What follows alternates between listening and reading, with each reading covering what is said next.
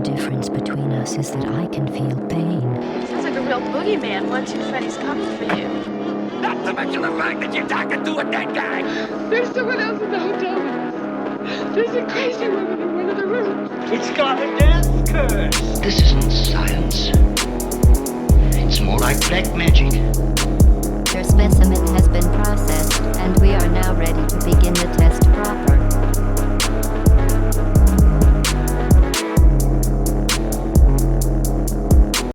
Check. How we doing? This is Pumpkinhillradio. I am your host, Travis Wyrmwood. I'm going to start it off this way. I just decided I'm feeling good on it. It's way different than usual, but hey, I'm feeling way different than usual. You want to know why? It's because I don't have most of my script written. It's from listeners past. You must understand. This is a heavily researched, heavily documented, notated podcast.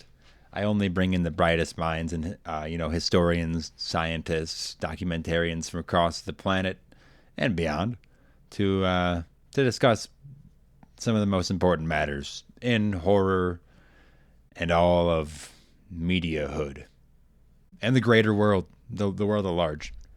Is this how we want to start it? Coming to you live from, and it's blank here. I'm your host, Travis Wyrmwood. Welcome to Pumpkinhillradio. And then I have another space here where I'm supposed to say kind of a description about where I'm coming live from.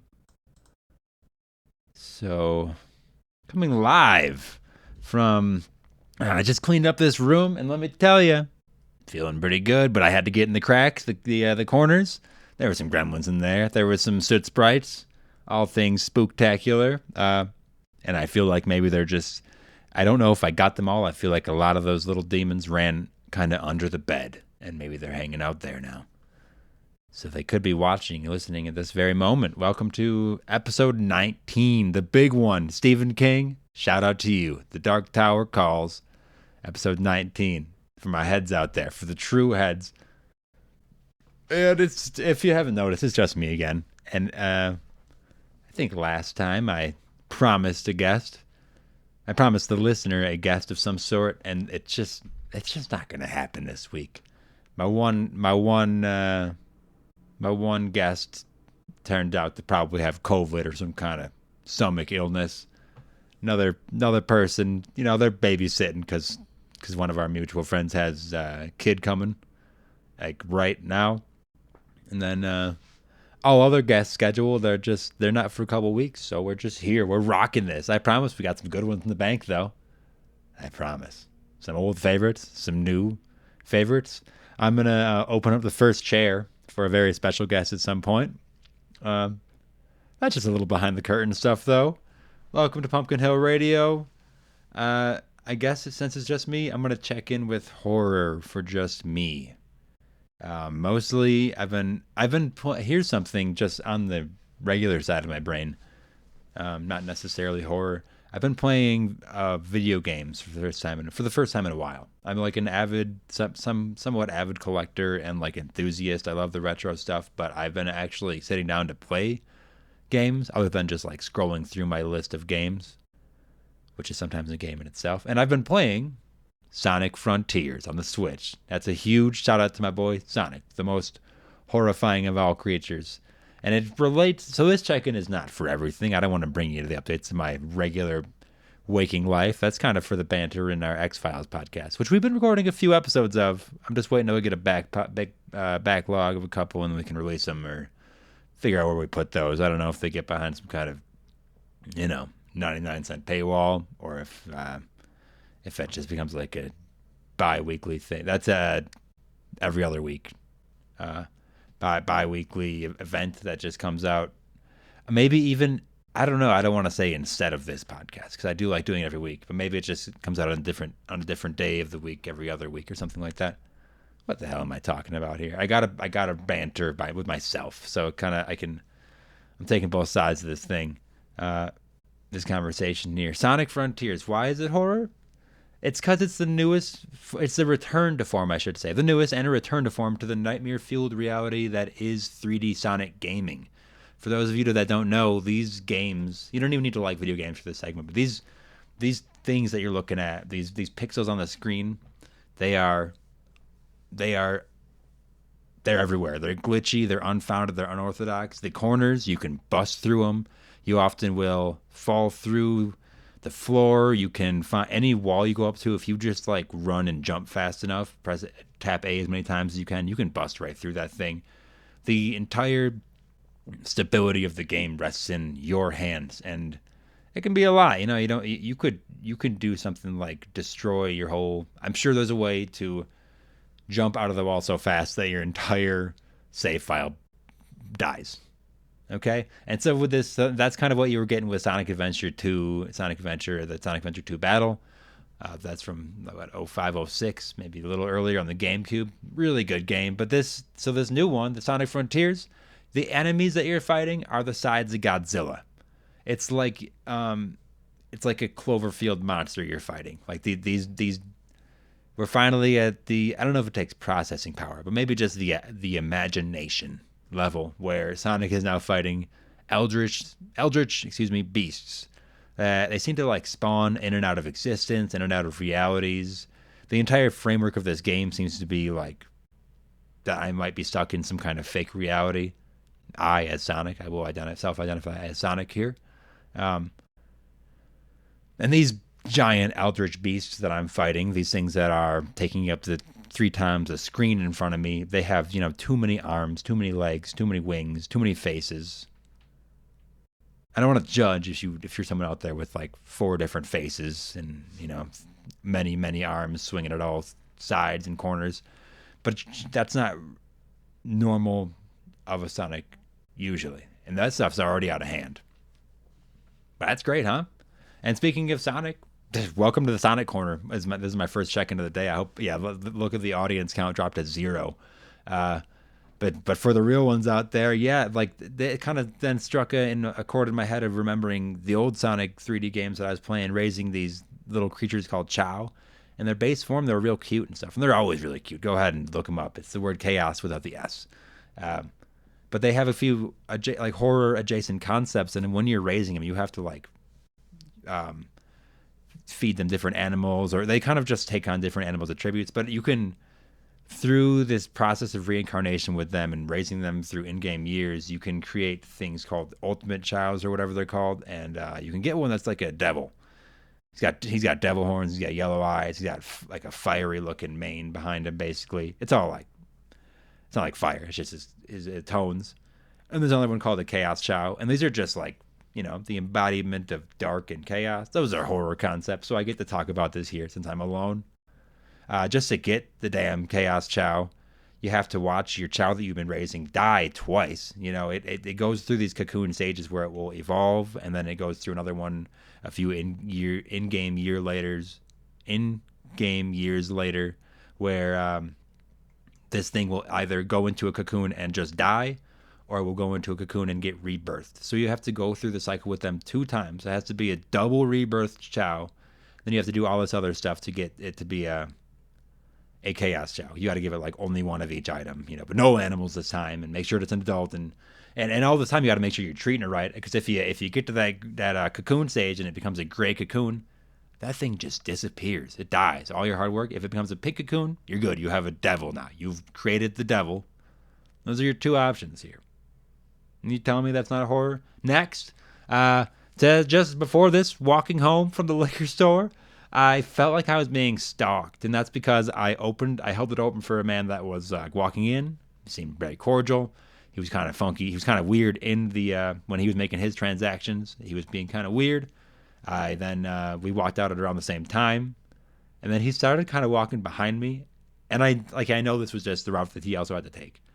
But I was like looking from the corner of my eye, and I felt like I was scared, like in a horror movie maybe, or just in a horror real life. But really, now that I'm looking back on it, I was the scary one, because although he was walking behind me, I would essentially stop every few feet, kind of turn around, or at least slow down, kind of turn around and kind of make either like a grunt or a growl, kind of just.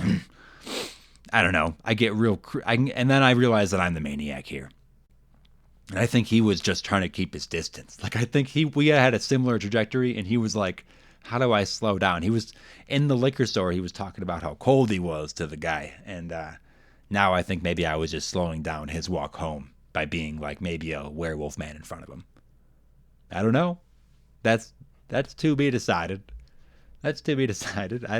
I can't, and I will never see him again. So maybe I just became this walking apparition.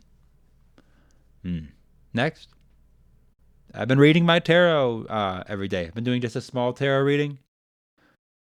I'm not like the best at interpreting these things, but I have many different decks, and I've been at least on the outskirts of this for a while. I've dipped my toe in like different times and had different like tarot journals and things where you're like writing your interpretations. Maybe like you can usually most of them come with like little guides that you can take with a grain of salt or just look at as what it is completely. But so I have these in the past, and I've been doing it, and I just feel like it's a good thing to maybe do starting in the new year. It's just another daily practice to keep. Just like I don't know, it's just something to keep me sane enough to only growl and not turn around and start snarling and barking at the man. And this goes along with I don't know what other kind of mystic stuff are we doing. I don't know I'd like to. I got a book of spells that I've kind of took on through the years and written out, and I wouldn't mind getting to more of that spiritual side of myself that I think I come in and out of, as probably most people do. But I got all this material here. I got this nice little altar already. Plenty of statues and things to imprint on. I got. I love that chaos magic, so let's see. Hope that pays off. And if not, we got other stuff in the bank.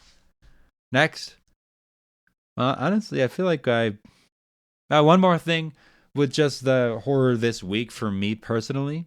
The spring clean continues. You heard a little bit of that in the intro, folks, where I was talking about all those soot sprites and demons and gremlins coming out of the corners of this room, of the studio. But I just decided to completely kind of rework this area in a different space in my house. I do some 3D printing and stuff like that, and all kinds of art. We all make different arts around here, and I just wanted to make space for that in my life, where it's not like I'm feeling uncomfortable being in it. Like I felt like even in this studio for a while, I was like kind of pressed up into the corner, and I just get so claustrophobic. And maybe it's good to feel the fear while I'm doing the horror adjacent pod, but I like my space now. I like it more than I did. I'm happy with it. I'm happy to hopefully be able to create more easier without being as, stressed about little simple things, which sometimes I can fall into that trap, as I think we all do.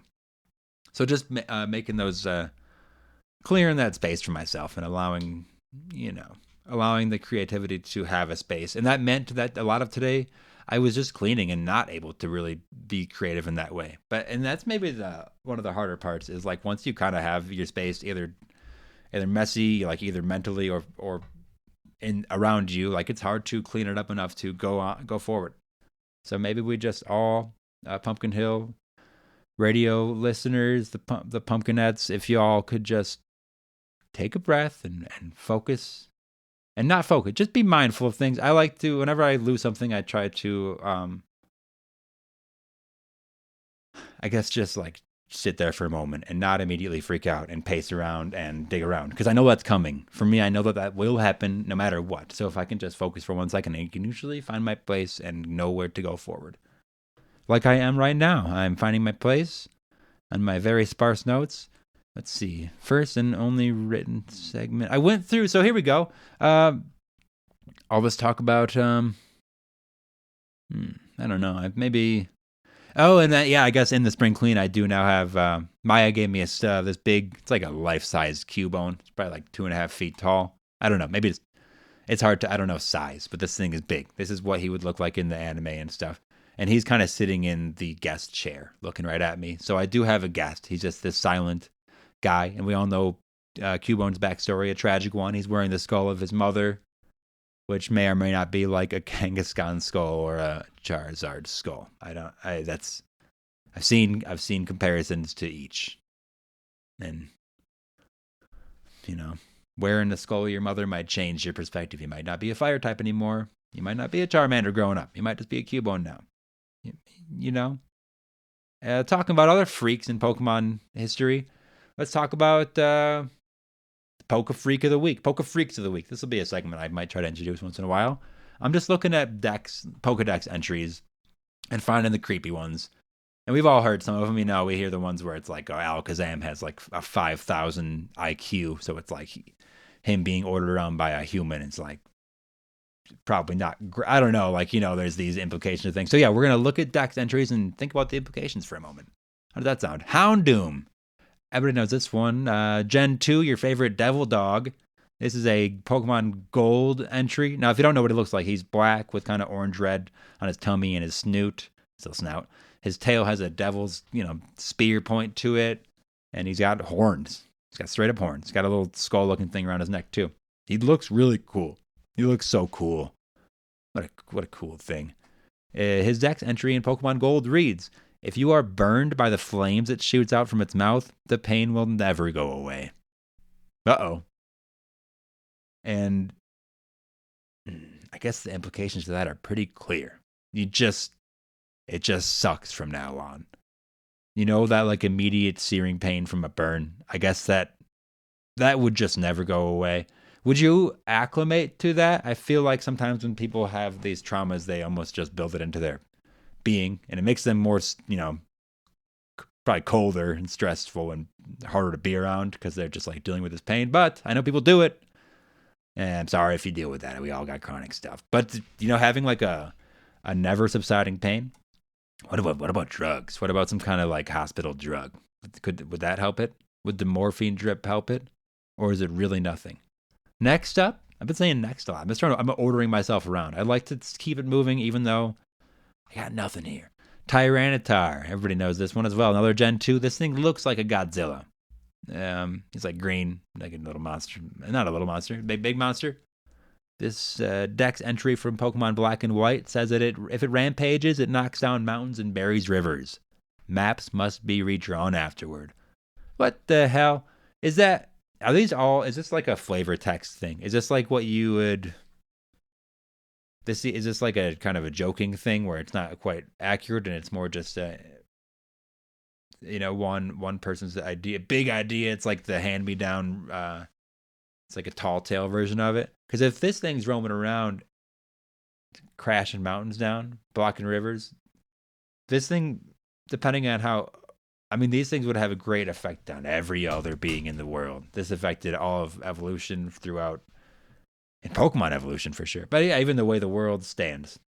Bizarre. I guess Tyranitar did it. Tyranitar made Kanto. Is that canon? Frostlass, maybe a little less known. This is a Pokemon from Gen 4. I know it's like one of those branch evolutions that came up, which I was really excited about. A lot of those things from Gen 4 are pretty cool. This is a ghost, like ice monster. I believe it like would find you in the mountains and fuck you up. But here's a deck entry for Frostlass. When it finds humans or Pokemon it dislikes, it freezes them and takes them to its chilly den, where they become decorations. What the hell? Who wrote that? And then a kid reads that, or a man reads that, or a person reads that? Me, a 29-year-old man reading that? I'm rather concerned. This doesn't... And it's the reality of Pokemon is all over the place. You got these like deadly apparitions, like a Frostlass, that are gonna hang your frozen corpse up in its little den, along with all your friends and all your pets, all your little Pokemons that you probably brought with you. Then you got other things like Pikachu. Probably cute. Hold for dog. Sounds like I got a bark. Maybe that didn't come up, but my dog did just bark one time. Gonna have to deal with it. Here's the last one on the Poke Freak of the Week. This is the one that everybody knows and loves. Eevee. That little... You tell me what animal that thing is. It's like a little cat bunny dog. It's like the little cutie. And from the Ultra Moon Dex entry, it says that it can evolve into like a bunch of different things. So it says its genes are easily influenced by its surroundings. Even its face starts to look like that of its trainer. Oh, imagine you're just raising your dog for it's like year 2 or 3 with your dog. And you kind of look at him every day and you don't really think about it a lot. And then you go on like a big vacation, like a 2-week vacation where he's, in like a little pet hotel or something. You come back and you look at him for the first time and you realize that he looks exactly like you. Like not in the way that dogs and their owners can, where they kind of have a similar vibe. Like this creature's looking at you with your own face, but maybe like whiskers. And it has like, I guess maybe its whole body would still be that of an Eevee, or does it all change? It's almost like a Ditto in that way. Is this the Pokemon podcast? Did I walk in the wrong recording studio today?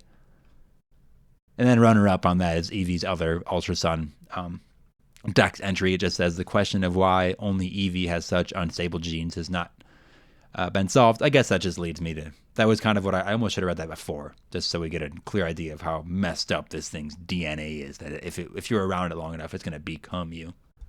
Ooh. Let's see. Let me do something I haven't done in a while. There's something opening up in front of me. Oh, a portal's opening. It's like a blue spiraling portal, kind of white, and some people are coming out of it. They look like time splitters. And I'm remembering that I am too. And this week, we are time splitting to the year. I'm not frantically Googling. 2015. We just came out of the portal. Me and these other time splitting folk. I like it here. 2015 somehow feels so simple. So it feels like a past life, a different skin.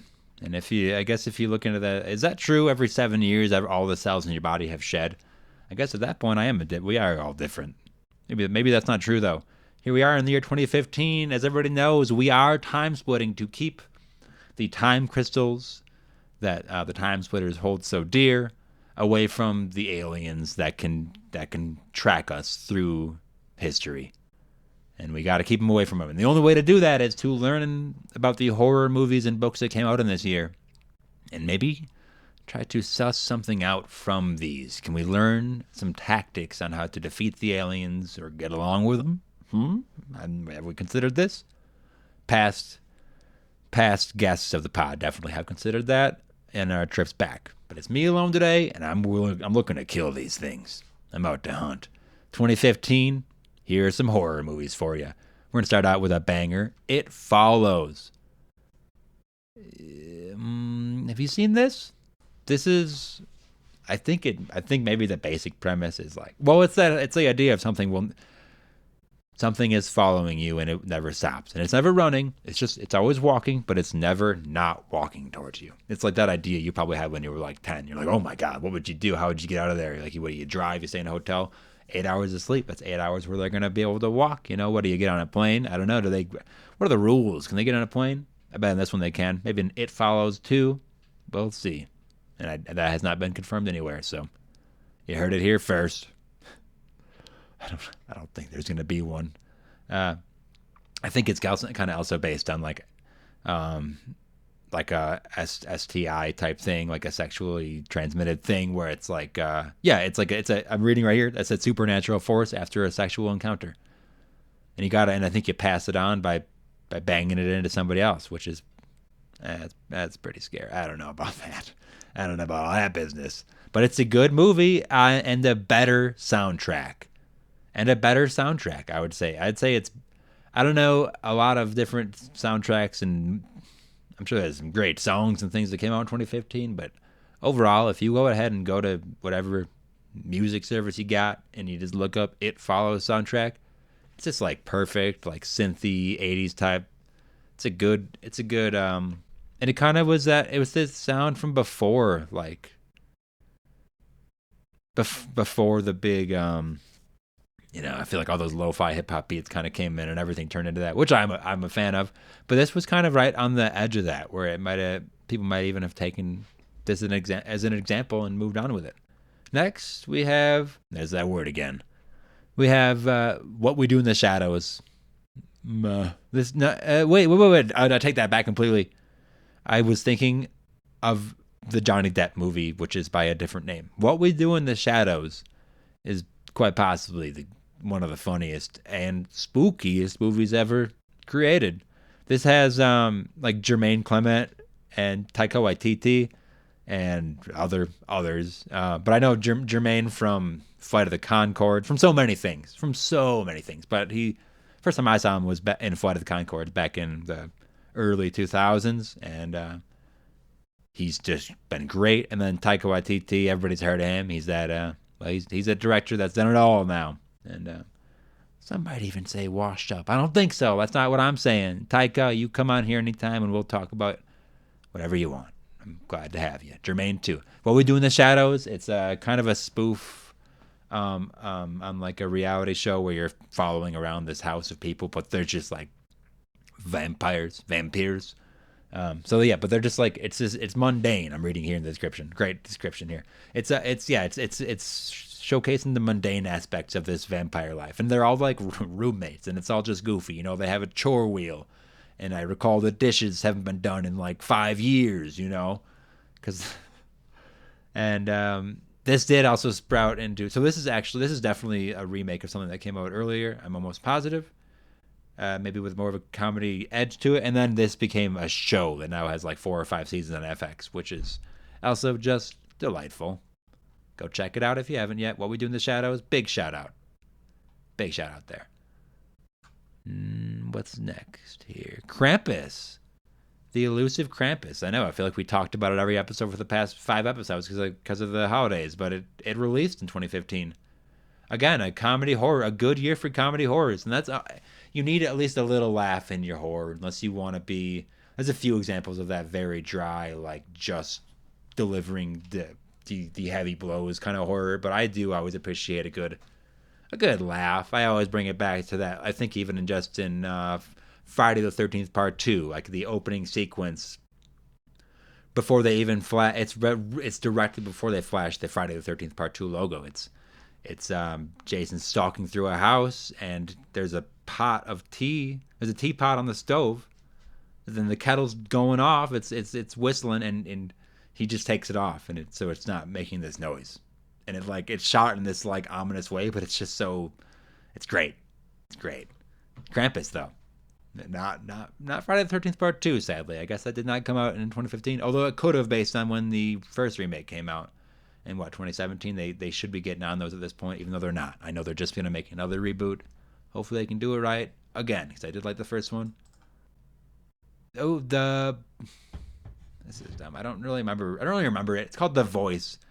It has Ryan Reynolds in it, and he's hearing like his pets talk, and they're like, it gets sinister. That seems like a good amount. I'm scrolling through, nothing else is really hitting. A Christmas Horror Story came out. This looks like basically a ripoff of Krampus. I did want to watch it last year, but it's coming in even in the same year. So they must say either no production is happening, or somehow 2 Krampus movies came out in the same year. One of them much higher quality, or just a bigger budget. I haven't seen the other one, so I can't tell. Hell House LLC. Have you seen this? This is like a documentary style. They go through a house I think it's a haunted house tour where stuff gets kind of dark. And there's like 4 of them now. And they kind of have, well, I've said it before, diminishing returns. They've said it for other series. They always kind of do that. But Hell House, check out the first one. I'm just going to find maybe one more thing. Cooties. This is, wow, 2015 was a good year for this. This released in September 2015. Cooties has Elijah Wood in it and Rainn Wilson. And a lot of other people, but it's about they all work at a school, and the children they turn into zombies basically because of, is implied in the opening cinematic, or in the opening little thing. The opening cut is like a chicken processing plant, and it's just like this nasty zombie looking meat coming through the thing, and it eventually ends up with like the kids are eating it for lunchtime at school. And it's just the antics of that. So imagine Elijah Wood and Rainn Wilson just kind of running away from child zombies. And that is it for movies in 2015 that I really care about. I think this is going to give me a lot of good information on how to keep the time crystals away from those pesky aliens. Right? Maybe I might just be talking too much right now. But I'm alone, so I guess that's the only way we do it here. Books in 2015, I only want to point to 2 Stephen King books, because I don't think I read a lot in 2015. Actually, I was reading a ton, but it was not 2015 books. I think I was pumping through the Dark Tower series like a madman, reading thousands of pages of just Roland and his quartet just strolling through the fields of rose. Spoilers? Nah, it's in the first line, basically. 2015, though, no Dark Tower books came up. Finders Keepers came out. Now, this is this is after that Bill Hodges trilogy I was talking about. This is the detective trilogy that Stephen wrote. And then out of that came this character, this assistant detective named Holly. Now, Finders Keepers is based on a detective agency. That's the name of the agency that I think that she opens up. With Bill at first, and then as Bill moves into retirement, she does her own thing, basically. And there's another book called Holly that I was talking about, and I've been doing an audiobook of, listening to an audiobook of slowly, that also features Holly. Finders Keepers, 2015. This is a great Stephen King book. And then another one that came out that he made that year was The Bazaar of Bad Dreams. That's Bazaar, like the kind of the market or whatever. Like, that's what that is. This is like a collection of short stories. I own it, haven't read it. The cover looks great. Cover looks cool as heck. And what is that behind me? I see a glowing light. I'm going to turn around. It's the time portal home. Back to good old 2023, where everything's shining bright and the cars are flying through the air, where everybody has free health care, and I hear the dogs can talk, and they all have your face, based on genetic engineering. Or was that Pokemon? I don't remember anymore. And that's been Time Splitting. Thanks for bearing with me, folks. I know it's so hard to listen to just me for all this time. I promise you, it's going to be worth it when we get to the end and you get to hear me plug my Etsy. And you're really going to love it. I swear I had an idea here for a second. Did I even write it down? I don't even think I did. I guess I wanted to... So I have like a TikTok under a different name. It's Red Temple Radio. It's actually the same as the Etsy. There's a little plug for you. But I made a couple, maybe 30 videos of different, digging into different cryptids and things. We've played a few clips on Pumpkin Hill here. But it's kind of fun because I didn't abandon it. I moved from that to this. And yeah, some would say I abandoned it. But I did. I'm also still checking in because it's out there and I have a certain... I have enough followers to where the views and like the likes are kind of like self-feeding, and like whenever I guess I must have put the right like hashtags or some bullshit on there to where it kind of I get new comments and things quite a bit.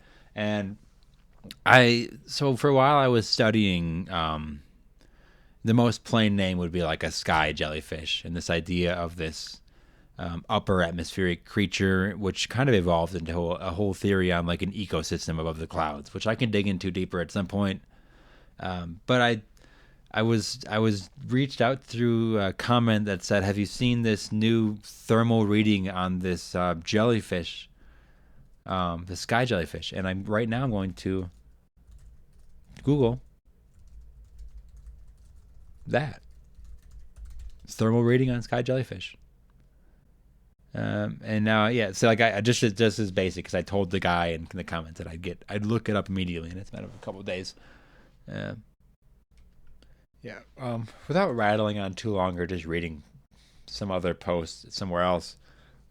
That was maybe an audible burp. I've been drinking these Trulies. I don't know. This strawberry lime flavor tastes like a candy. It tastes like a Jolly Rancher. It's pretty good.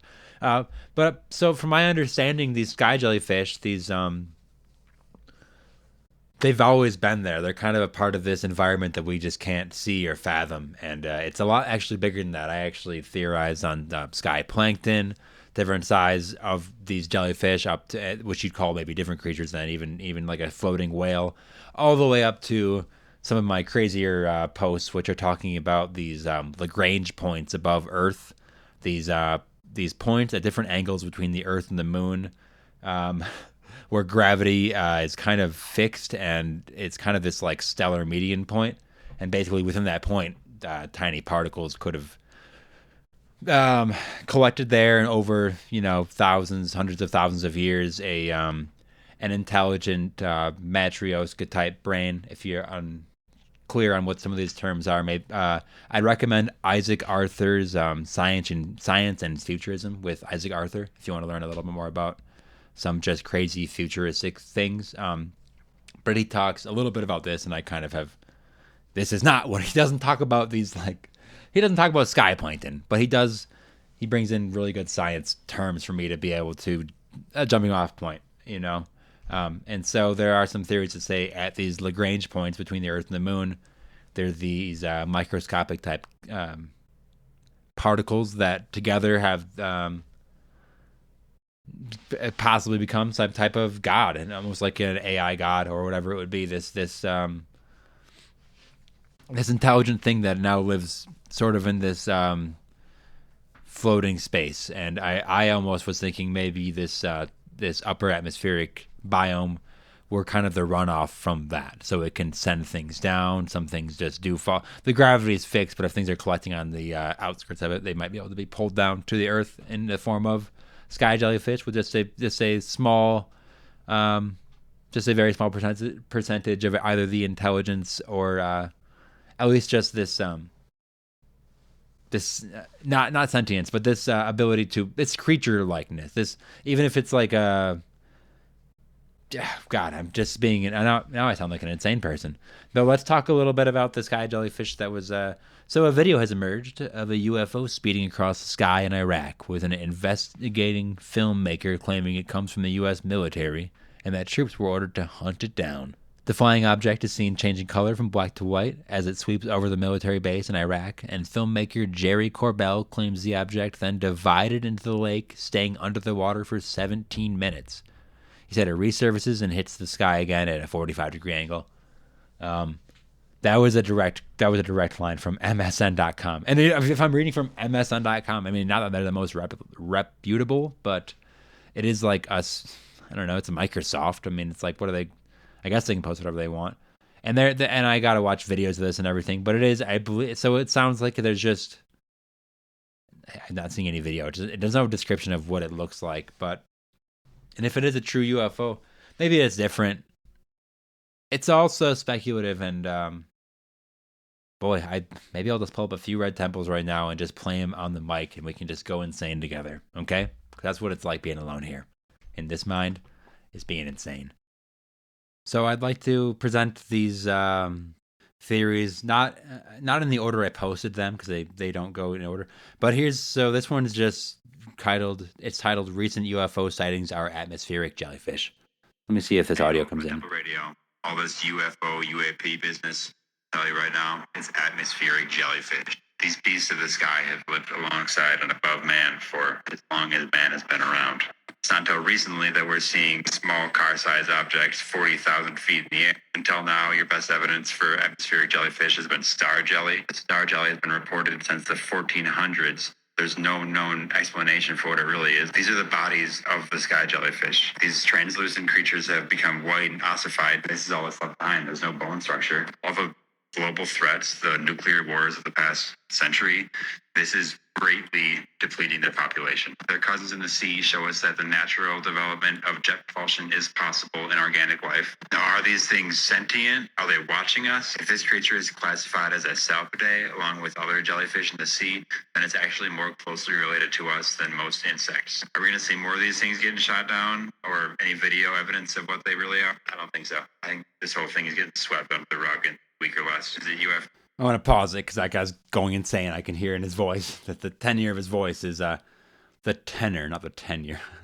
His voice is wavering like a motherfucker. This guy's lost.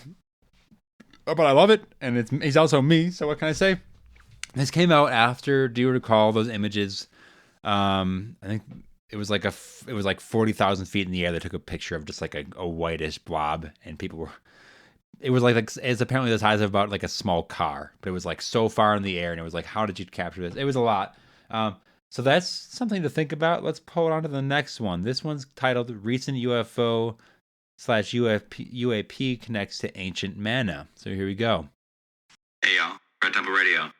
With the UFO UAP reports sort of getting brushed under the rug, I just like to bring more attention to it. I'm still thinking about the sky jellyfish from episode 18, but now I'm thinking more about mana. the sustenance that drops from the sky in the Bible and some other religious texts. And I think there's a connection there. Maybe even in those times, there was things above us, like sky jellyfish, either dying and their carcasses were falling, or a UAP, UFO dropping down something. We can look at sky jelly today. That's the unknown substance that's dropped down from the skies, even on cloudless days. It actually looks a lot like what manna is depicted as. And then I want to show you this other thing. It was photographed under a microscope. They call it angel hair. It was also known to, and is known to, fall on cloudless, empty sky days. There's no brush around blowing things around. But I think that either this is another substance dropping from the sky jellyfish, or it's something else coming from above. There's obviously a whole ecosystem above us, between us and the gods, the clouds, that we are unable to see and really unable to fathom. And maybe back when these religious texts were written and the skies weren't so polluted and the air wasn't so rotten, these creatures could either produce something, or their carcasses were falling on a more regular basis, and they could give us sustenance, an extreme amount of nourishment, possibly. Okay, guy. And with what we've done to the planet, there's just no way of ever knowing. That gift from base. I gotta pause it here. He sounds like he's going off the rails again. Again, though, we're tying a little more into this sky jellyfish theory. Is there more to this? Well, you tell me. This one's episode 29. Have you heard the sky trumpets? I'm sorry if the audio is bad. This is me holding my phone up and playing it out of there. I just think this is some good theories that I'm going to string together for you. Hey, y'all, Red Temple Radio. Let's talk about. I'm going to pause it here. You've heard this insane man say Red Temple Radio a few times now. Now, you are listening to Pumpkinhill Radio. I want to say that again. I wanted to say that again so that you know you are listening to Pumpkinhill Radio. We used to be Red Temple Radio. There was a huge takeover. I beat myself into the dirt and took it over, and now we reign supreme as the Pumpkinhill Radio podcast. Enough of these 40-second segments I was doing before. We're doing the full hour now. Now, Travis, what do you have to say about sky trumpets? Right off the bat, I'd like to throw in my consideration, which is that it's probably a part of an upper atmospheric ecosystem that we just don't know enough about. This could be the sound of like a mass migration of sky jellyfish, or simply the movement or wireless reprogramming of smart dust and other nanomachines. Now, these are usually trumpet-like noises, or like almost like a whistling, sometimes a screeching even noise that is heard from above in multiple locations in the same area with no clear cause. Skeptics will say it's the screeching of trains in the distance when they're using their brakes, or planes, or a highway nearby. A lot of the sounds and locations that I've been studying for this topic, those can be ruled out. Posted on YouTube as early as 2011. A lot of those have been taken down, actually. But these trumpet sounds can go back to even biblical times. This is written about in ancient texts. These reports are coming up all across the world, from the United States to the Ukraine to Australia, Russia, Costa Rica. What really got me interested was a video posted from a place I used to live about a sound that was heard in multiple locations. And there is not a train that would be stopping. I never heard anything like that when I lived there. There's an airport close, but it's not the sound of planes overhead. It's very interesting footage taken from multiple sources, from multiple surveillance cameras outside of. There's a lot more, but I feel like he's in a ramble. This guy, he doesn't even know how to talk into a camera. It's very mushy. I might have skipped over a little thing called. I think he mentioned a little bit of smart dust in there, and I hate to throw smart dust at you now because I know there's so many other theories. But hey y'all, Red Temple Radio. Let's talk about the future of smart dust. I'm talking about your soul being downloaded and duplicated. And I want to bring this into the sky jellyfish theory because of the particles I was talking about at the Lagrange points, which we will get to a little bit later. I just want you to please hear all of this and then fold it, and then we can talk about it, okay? Please listen to all this horrible audio, all this very choppy audio, and then we can talk about it, okay? So continue, Travis. Smart dust is no longer just a theory. It was substantiated in 2019. DARPA has actually been working on it since the 90s, and it was first researched in the 60s. Smart dusts are micrometer level devices that do not need batteries. They're wireless. They have sensors for everything you can imagine, anything that your body can process, anything that can be measured through chemicals, through a sensor, or through a radar. With these things flushed throughout your body, in the water you're drinking, in the air you're breathing, it's going throughout every part of you. At what point is it not just a part of you? And how much information would these smart dusts need from you before they could fly out of you and then recollect and even form into your form? I mean, it has so much information about you. It could become you, and not just one you. It could become an army of you. It could upload all of that to a cloud, shoot it to a satellite, and beam that into every device. It could store your soul Black Mirror style into like an alarm clock. At what point is that not just considered your soul? Is this? I'm going to pause it there because I feel like it gets a little more, I guess plainly, I'd say religious after that. But I do. So yeah, I wanted to fold the smart dust part into it just so we can think about how small these particles can be.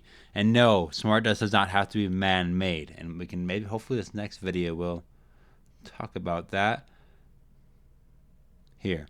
We're getting close to the end, and I'm sorry if this is a slog for you, but this is good information for Pumpkin Hill to know. Okay? This one's called Sentient Plasma and Cattle Mutilation. Hey y'all, Red Double Radio. Today we need to look at the recent cattle mutilations in Colorado and Texas and how they relate to sky jellyfish as well as metallic spheres and sentient atmospheric plasma, otherwise known as plasmoids. Recently, just like so many other times throughout history, we've had cattle mutilations, very precise, bloodless, no tire tracks, there's no footprints. It's an anomalous scene to walk in on. Cows sometimes missing parts of their face, specific organs. Now, what could be doing this? Maybe not sky jellyfish. Maybe something else in that biome, in that upper atmospheric biome that I like to talk about. Yep. This is where sentient plasma comes in. Under particular conditions, plasma has been shown to simulate human DNA and the behavior of parts of the brain. Researchers say that its structure is not dissimilar to that of quantum objects. Could these properties altogether create a consciousness? When plasma comes in contact with clouds of dust, it will electrically charge those dust particles and be attracted to it and essentially become it. These are called plasma crystals. These plasma crystals can be pointed to for the cause of metallic objects in the skies, the metallic orbs. Any extraterrestrial sightings could possibly be this. You would have groups of them forming into larger creatures, while some just stay that single piece of dust, that plasma crystal, which would act as a sky plankton for everything else to feed on. When there isn't enough in the sky, they need to come down, and they can feed on the cattle. It all speaks to a higher biome, literally a biome in the upper atmosphere. I'm going to pause it there. And I'm sorry, this might have lost all the comedy of it. This is just me throwing real facts at you. But I do want to, this is maybe, we're at 50 minutes here, and I want to show you the truth. And this is something that I've been thinking about for a while, and because there's been new stuff in the news about it just 3 days ago, it's time for me to throw it at you. Let's see. So that basically will bring you up to, sky jellyfish, things that are bigger than sky jellyfish, and then we talk about the sky plankton, these little plasma crystals. Sorry, I'm not funny anymore. So we turn into the insane podcast.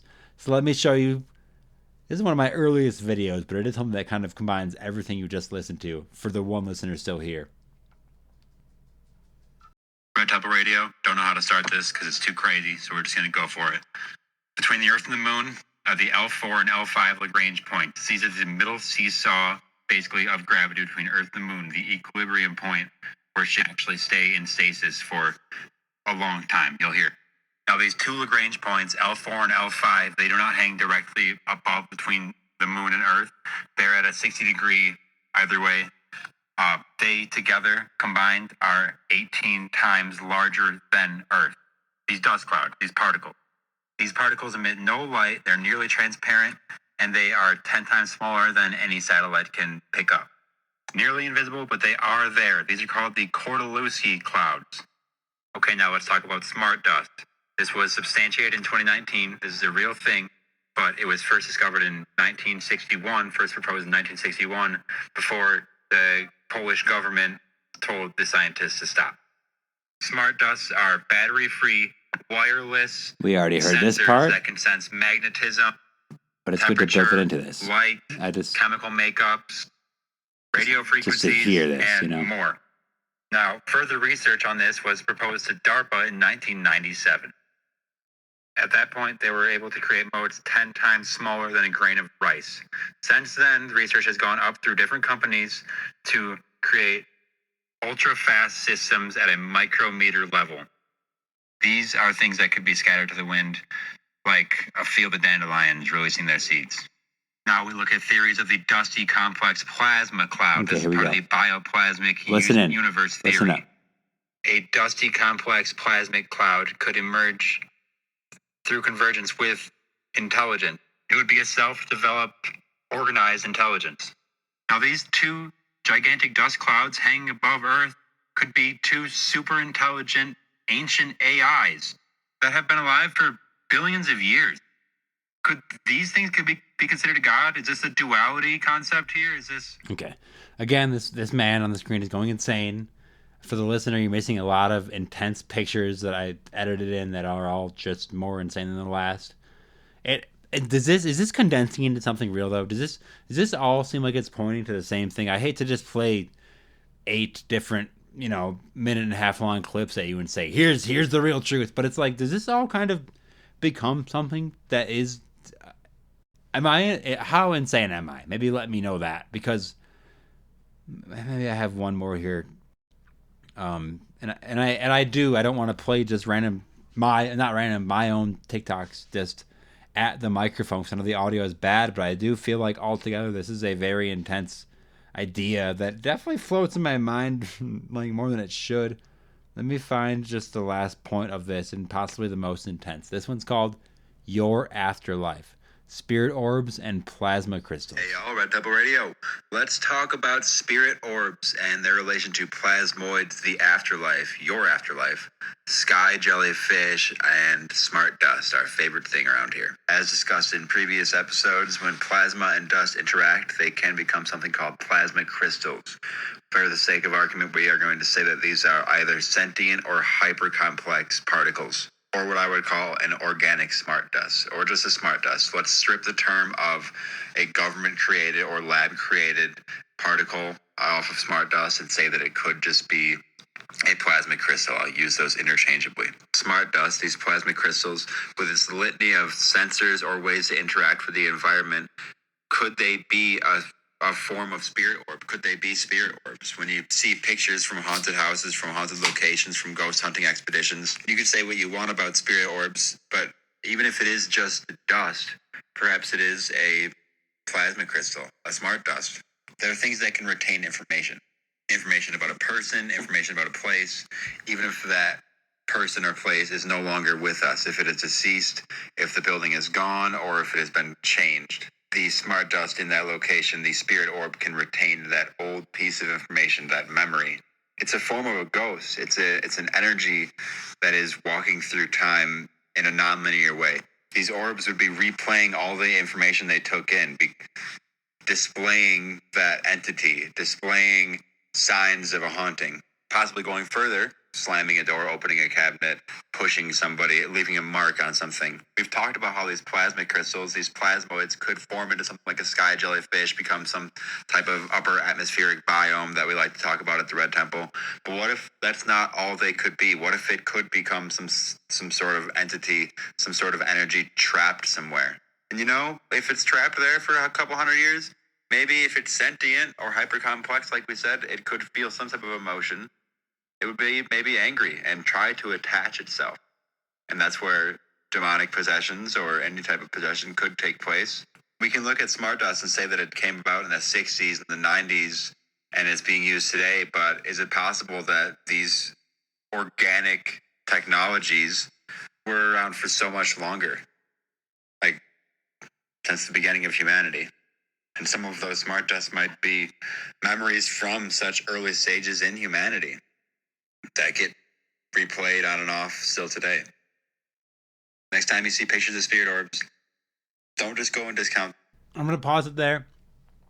That's sort of the full series, probably in the best played order, about my thoughts on sky jellyfish and the upper atmospheric biome, and which somehow becomes this like all-encompassing theory on, I don't know, like life in general and like the afterlife even. It became I worked that out over months of like just, you know, diabolical research. And you please come at me with why I'm wrong, but also come at me with why I'm right. Why I'm right? I don't know. Maybe not why I'm right, but like, what the hell? That all sounds good laid out like that. And no, it doesn't sound good. I know the audio was terrible, but the idea seemed okay. I'm going to forego recommendations this week because we are going not long, but for me talking by myself, I mean, I'm hitting nearly an hour. My mouth's dry, everybody. As far as recommendations go, please go ahead and turn it back to the Time Splitters segment where I talked about some great movies. I guess, yeah, sorry, recommendations actually are It Follows and, I don't know, maybe just put a soundtrack for It Follows on afterwards when you're just, like, doing dishes. Those are two separate recommendations for you. And I'm going to, at this point, start closing it out. And after this episode, I think I'm going to start doing plugs at the beginning just so we get some more ratings in, because I feel like people get turned off at this point. Once they know I'm just breaking it down, they leave. But hey, if you're out there listening, I see the numbers. I know you're there. And here's the closeout music. Thank you very much for putting that on, Travis. Let's see. Do I have anything on pull up on how to close out? No, but I do know how to fucking close out. What do I gotta say here? Listening to some episodes, because I put after me doing this, I put a song, either a cover or an original song. This week I have like 4 different songs in the works, but I was not finding the time to edit them down completely. Not that what I put at the end of the songs are perfect or in their best shape in any regard, just because of the, you know, I only have about a week or less to make them. But I do like them.